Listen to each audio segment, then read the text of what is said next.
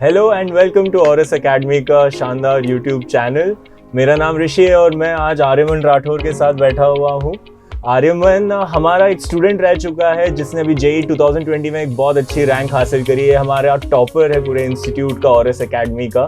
तो आज मैं इनके साथ बैठा हुआ हूँ, ये टिप्स एंड ट्रिक्स देंगे कि इनकी जर्नी कैसी रही है।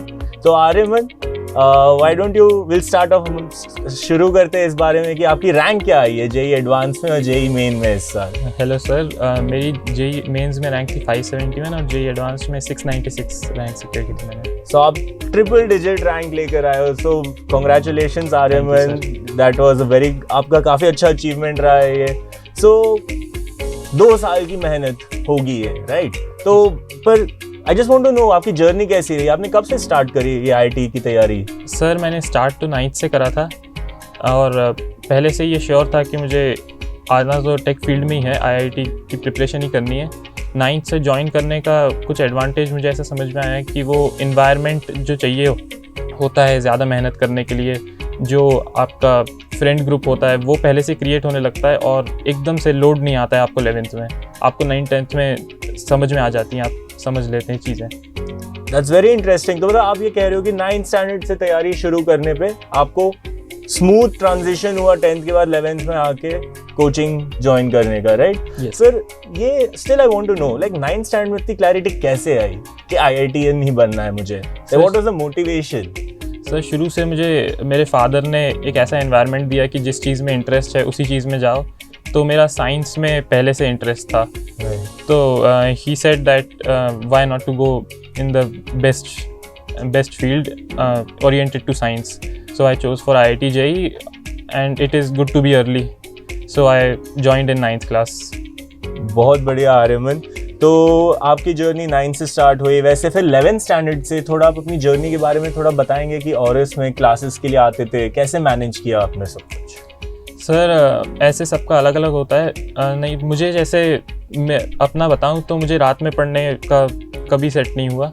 मैं हमेशा रात को जल्दी सो जाता था और सुबह जल्दी उठ के फिर मैंने एक प्लान बनाया कि सुबह मैं केमिस्ट्री पढ़ूंगा, उसके बाद कुछ कैलकुलेटिव करूंगा ताकि माइंड ओपन हो जाए, फ्रेश हो जाए। उसके बाद फिर मैं कोचिंग आता था और कोचिंग का टाइम फिर मैं शाम को वापस आता था और थोड़ी बहुत देर रेस्ट करता था। फिर वापस मैं कुछ ऐसा पढ़ता था कि जिसमें कैलकुलेशन ना हो ताकि शाम नॉर्मल जाए और फिर रात को फिर कैलकुलेशन ताकि नींद ना आए। इंटरेस्टिंग। ये काफ़ी एक अच्छा इन्होंने टेक्निक बताया कि आप सुबह कोचिंग आने के लिए पहले पढ़ लेते थे। वैसे sir. कोचिंग का टाइमिंग्स एग्जैक्टली क्या चलता था आपका? कोचिंग का टाइम सर 10:15 से 3:30।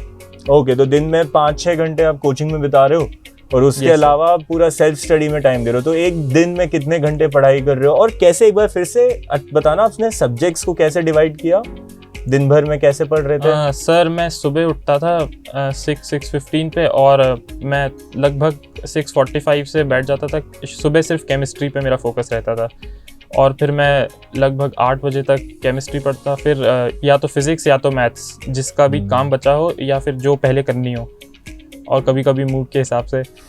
तो फिर मैं लगभग 9:30 तक पढ़ता था। उसके बाद फिर मैं तैयार होता था और फिर कोचिंग के लिए निकलता था। ओके, तो इसमें ऑरस ने आपके लिए, जैसे आप प्रिपरेशन कर रहे हो, तो किस तरीके से मदद करी अपार्ट फ्रॉम क्लासेस? कैसे आपको हेल्प मिली है ओवर द 2 years? सर एक बहुत बड़ी हेल्प थी कि उन्होंने मुझे स्ट्रेस मैनेजमेंट में हेल्प की कि आप कंपेयर मत करो किसी से, ऐसी चीज़ें सर ने मुझे बताई। और उन्होंने मेरा माइंड पूरे टाइम क्यूरियस रखा कि ये भी कर सकते हो, ये भी कर लो, और कभी ऐसा फील नहीं होने दिया कि मैं कम कर रहा हूँ। उन्होंने मुझे सही ट्रैक पे ही चलने दिया, कभी डाइवर्ट भी नहीं होने दिया, पर उन्होंने मुझे कभी ऐसा फील नहीं होने दिया कि मैं बहुत ज़्यादा कम कर रहा हूँ या बहुत लो हूँ। तो मुझे एक अच्छे माइंड ओरिएंटेशन के साथ मैं प्रिपरेशन कर पाया। काफ़ी इंटरेस्टिंग आ रही है। तो आप ये बोल रहे हो कि आप कॉन्स्टेंटली टीचर के साथ टच में थे? Yes sir. राइट, आप हर दूसरे दिन तीसरे दिन कुछ ना कुछ बात कर रहे हो कि कैसे आपका आउटपुट बेस्ट निकले। Is that it? Yes sir.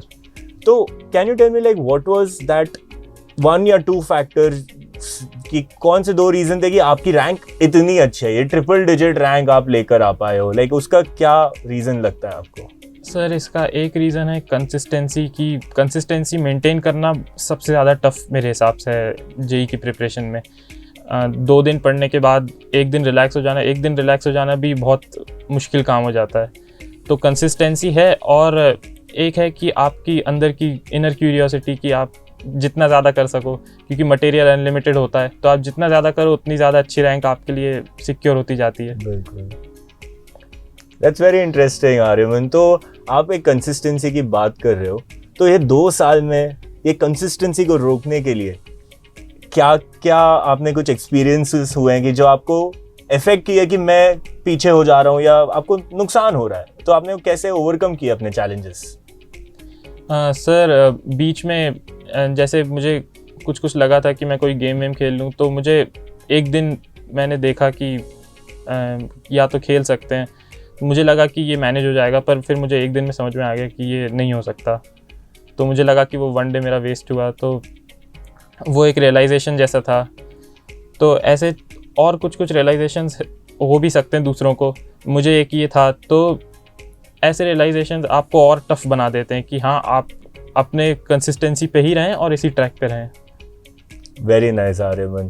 तो कोचिंग में आप किसी के लिए पर्टिकुलर कुछ बताना चाहते हो, किसी फैकल्टी के बारे में कुछ बात करना चाहते हो जिन्होंने आपको हेल्प किया है बहुत ज़्यादा? सर मेरे मैथ्स टीचर थे मिस्टर शैलेंद्र कुमार शर्मा, तो उन्होंने मुझे काफ़ी हेल्प किया। मैं कभी भी मुझे बहुत ज़्यादा कुछ लगता था कि अभी पढ़ भी नहीं पा रहा हूँ, ऐसा लग रहा है, तो फिर मैं उनको कॉल कर लेता था, तो फिर वो मुझसे पूछते थे कि क्या प्रॉब्लम है, कुछ छूट रहा है क्या। तो उन्होंने काफ़ी हेल्प की, फिर मुझे मेथड्स बताते थे कि इसको जल्दी कैसे कवर करना है, एक्सेट्रा। काफ़ी अच्छे हैं, मतलब आपने एक अच्छा रैपो बनाया अपने टीचर्स के साथ, अपनी जर्नी में उनको साथ में रखा कि मुझे अपना बेस्ट अचीव करना है तो टीचर्स मुझे बहुत हेल्प करेंगे, राइट? Yes sir. वो आपके एक सपोर्ट ग्रुप में भी थे। तो इसमें मुझे एक बस पूछना है, एक लास्ट सवाल आपसे, लाइक आपको क्या लगता है, लाइक सोशल मीडिया या फिर इंटरनेट के थ्रू आपका कुछ फ़ायदा हुआ है या नुकसान हुआ है, अगर आप अपनी तैयारी के बारे में सोचो पिछले 2-3 साल? सर मैं कई क्वेश्चंस अगर सर से नहीं पूछ पाता था तो मैं गूगल पे सर्च कर लेता था उनके सॉल्यूशंस। ये लास्ट चॉइस होती थी, पर ये चीज़ ने मुझे पॉजिटिवली इफेक्ट किया है। सोशल मीडिया जैसे फेसबुक, इंस्टाग्राम, इन सब पे मैं बिल्कुल नहीं था। व्हाट्सएप पे था सिर्फ, और उस पर भी because of the official PDFs जो कोचिंग की आती थी। तो सोशल मीडिया पे तो नहीं रहना चाहिए, पर गूगल यूज़ में कर सकते हैं कि अपन उस पर कंट्रोल्ड वे में क्वेश्चंस को सर्च करें, ताकि वो अपन के लिए टाइम सेविंग की का काम हो। बिल्कुल, तो आई थिंक ये काफ़ी एक अच्छा टिप है सभी बच्चों के लिए, है ना, जिनको फोकस्ड वे में तैयारी करनी है, राइट? Yes, तो just don't use Instagram, हाँ, Facebook. Yes, sir. That's what you did? Yes sir, during the preparation we should be cut off all these. ठीक है। Any last words you want to give, some tips and tricks जो आपको या फिर कुछ और share करना चाहते हैं अपने ऑडियंस के साथ? सर मैं बस यही कहूँगा कि आप जैसे भी हैं कंपेयर मत करिए किसी से, क्योंकि फिर आप रुक जाएंगे, और एक क्यूरियोसिटी हमेशा बनाई रखनी पड़ेगी, चाहे आपका एनवायरनमेंट कैसा भी हो। ऑरएस एकेडमी ने मुझे ऐसा एनवायरनमेंट प्रोवाइड किया है कि मैं एक अच्छे माइंड सेट के साथ कर सकूं, एक क्यूरियोसिटी मेंटेन कर सकूं। तो यही 2 फैक्टर हैं, और एक मेहनत जिसको बोलते हैं तो वो कंसिस्टेंसी होती है कि आप कंसिस्टेंट रहें अपनी प्रिपरेशन में, कोई इधर उधर की चीज़ों में ना धंसें। सर मुझे तो इतना ही समझ में आया है। दैट्स ग्रेट एडवाइस आर्यमन, बहुत सही एडवाइस है सभी बच्चों के लिए। And thank you Aryaman for having joining us here in this platform, and all the best for your future Aryaman. Thank you sir. IIT Madras, right? Yes sir. All the best. And to our viewers, तो आपने अभी देखा कि आर्यमन राठौर जो rank around 500 लेकर आए हैं JEE 2023 advance में, उन्होंने कैसे अपनी 2 साल की जर्नी करी है ऑरएस एकेडमी के साथ। इनके tips and tricks I hope आपको भी हेल्प करे अपनी जर्नी में। Thanks for joining in.